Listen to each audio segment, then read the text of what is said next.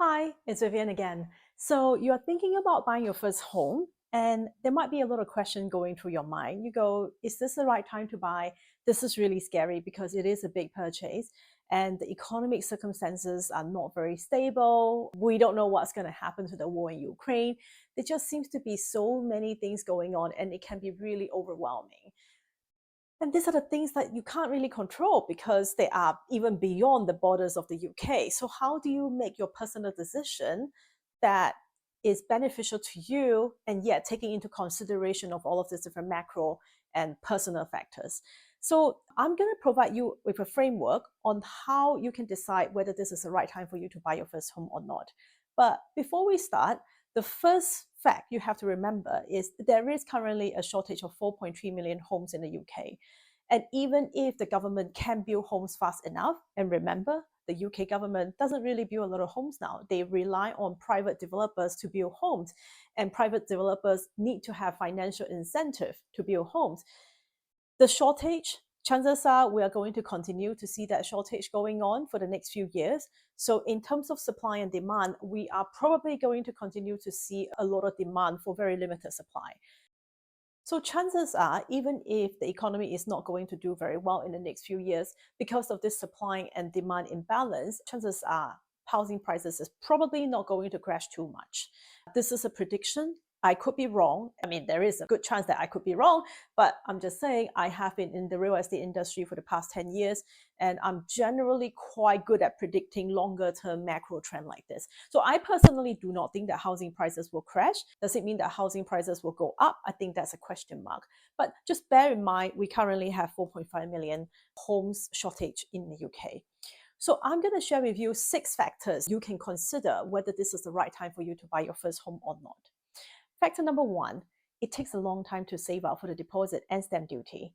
For me personally, it took me almost 4 years just saving up for the deposit and stamp duty for my first home here in the UK. And I was earning decent wage. And even then, it took me 4 years. And it was such a long journey, and things changed so much in that 4 years. When I first came to the UK in 2019, housing prices kept going up, and everybody just tell me, hey, if you don't get on the property ladder right now, you might miss the boat.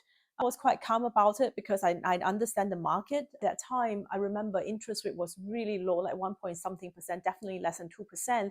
And since then, interest rate has risen to between 4 to 5%.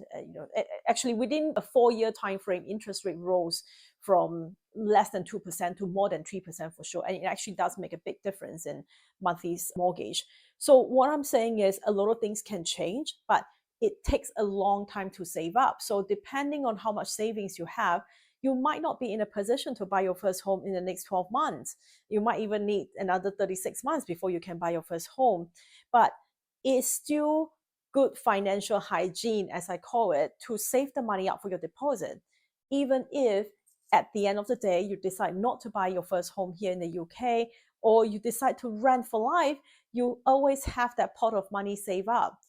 Even better if you put this pot of money in an account like Lisa, effectively government top out the savings by 25%, and you can keep this account until you retire and withdraw it as a retirement income.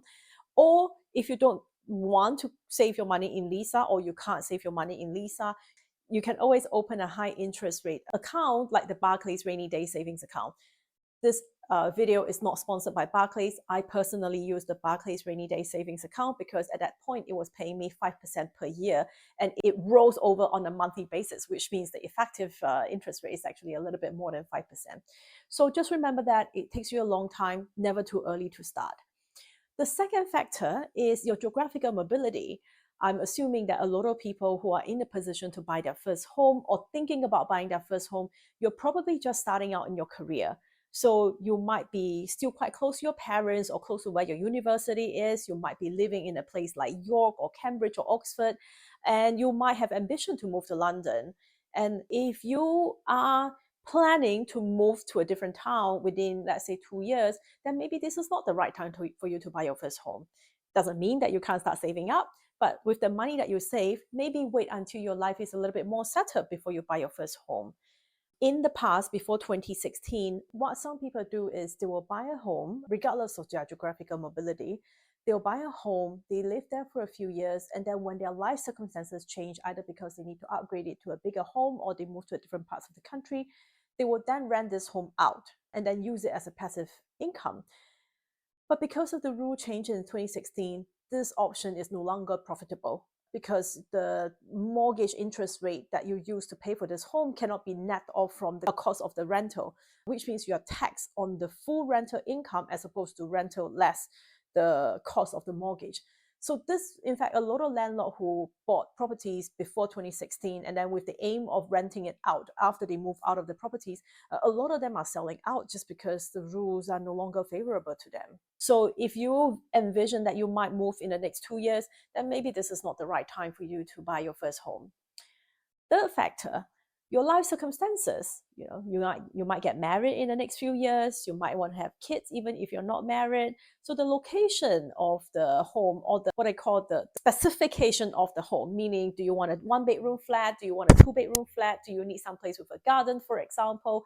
All of these different specification and life factors comes into play. You need the home to work for you because at the end of the day, you are living in that home. And like I just mentioned in the previous point, you could manage it remotely even if you decide not to live in that home. It's just that it's quite a bit of a hassle here in the UK, so I wouldn't recommend that. So that's the third factor. The fourth factor, interest rate.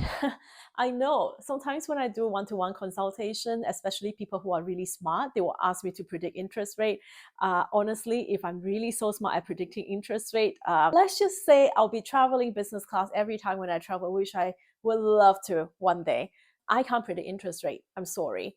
But what we could see from a historical rate, I can't predict short-term interest rate. I'm not Gary Stevenson.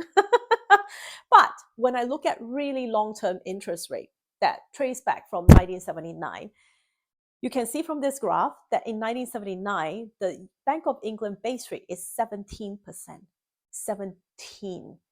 We are currently at about 2%, 3%. And it has been like this for the past 10 years. And during COVID, the Bank of England base rate actually dropped to 0.1. And in some countries, they introduced negative interest rate, which of course is not available to retail people like us, but 0.1 is literally just free money. And so for those of you who are not so financially well-versed, basically interest rate is inversely correlated to housing prices.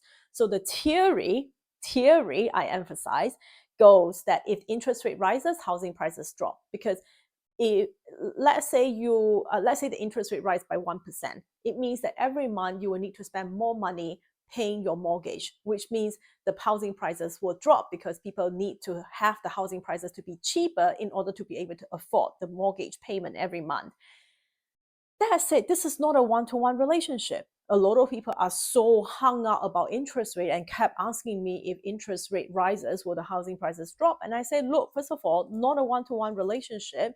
And case in point, in February 2022, when the Russia-Ukraine war broke up, interest rate rise significantly because inflation rises, mainly because the Russia-Ukraine war then affect the prices of oil. And when it affects the prices of oil, it affects the prices of everything. And Bank of England, in order to rein in inflation, increased the interest rate. And you would think that housing prices drop, but it didn't drop that much, actually. In fact, in some places, it's just plateau. So it's not a one-to-one relationship. And secondly, there is also a lag. The Russian-Ukraine war broke out in February 2022. We are currently in May 2025. So it has been 3 years. I would say it's only recently that we see that the housing prices are starting to come down by a little bit. And by a little bit, why is it that it only comes down by a little bit? Well, because there is a 4.3 million house shortage here in the UK. So I would just say, don't get too hung up with interest rate. It's not something you can control. So just when you do your budgeting, just assume the worst. If you are very, very, very, very, very careful, just assume that maybe one day interest rate will rise to 10% and see whether you can still afford the mortgage. And that's what I do. Some people call me crazy, but I'm just being financially prudent. The fifth factors. This is my pet peeve. And one day I'm going to do a video just to focus on this because it like, ooh, when I think about it. What is your investment strategy? right? So let's say you are quite well off and you're going to buy your first home that is about £500,000. So at £500,000, let's say you're putting down 10% deposit, that's £50,000. Let's say you're somebody who's very good at trading crypto, which I'm not, okay? Let's say you manage to double your money every year just from trading crypto, in which case, please DM me. I would like to learn from you. And so, which means if, let's say, you have a £50,000 deposit saved aside, which you can choose to buy your own home, or you can invest it in the cryptocurrency world, hey, £50,000 becomes £100,000 next year, becomes £200,000 next year, in which case, don't bother buying your first home. Just continue renting, because there's a concept called opportunity cost in economy. It means whatever price of whatever benefits of doing this is also outweighed by the price of not doing certain things. So in this case, if you're a crypto bro, your opportunity cost is significant. So don't buy a property. And so you really need to look at that. But a lot of people are just not good at investing, right? A lot of retail investors ended up losing money. So if you are not generating good money from your savings, then maybe it makes sense to put that money towards buying your first home, which provides us financial stability and also lifestyle stability for yourself. So that's the fifth one. And the sixth one, this is really personal. It really depends on your personal circumstances. In a place like London, sometimes landlord will sell their house, sometimes landlord will increase their rent. There is a lot of instability in that sense. After a few years of moving around, maybe you crave just having your own space. You can call this space home for the next 5 years.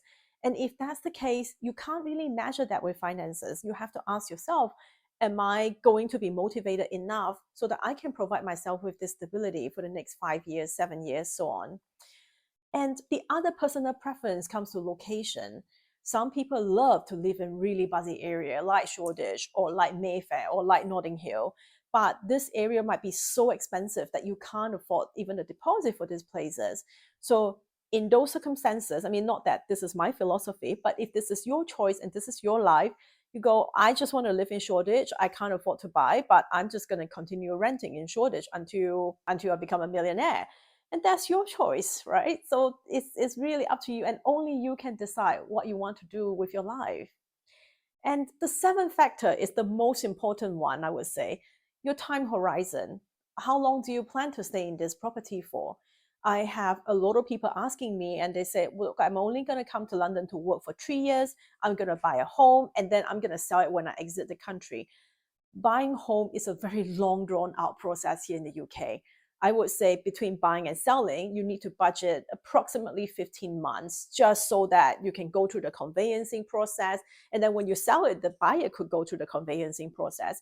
It's not as easy as you imagine it to be. So if you're buying a home and you're only planning to stay there for less than 2 years, it is a lot of hassle to go through. And I would actually just tell you, like, just continue renting until your life is more stable. I know this is really weird because this is supposed to be a channel to talk about properties, and I started talking about your personal life circumstances. And this is where I would also like to provide a point of view that is different from a lot of other YouTube channels out there, because I'm not incentivized to sell you a property. In fact, I think you need to really think about it clearly whether buying a property is right for you at this point in your life. So, in conclusion, it might not be the right time for you to buy a property right now, but it's always a good time to start saving for the property, because the money is not going to run away and the money is still yours at the end of the day. So circumstances change all the time, and circumstances might change next month where you maybe meet the love of your life and you might want to buy a property with him, but the money is still there and the money is still yours. So whenever your life circumstances change, or maybe it can even be as simple as a promotion and you start earning more money, come back to these 7 points and ask yourself whether this is the right time for you to buy your first property here in the UK. But in any case, just please, please, please start saving money for it. If you find this video useful, click a like and a subscribe. And I really appreciate you just listening to me, sharing my knowledge about buying your first home and property markets in the UK. So hope to see you again very, very soon.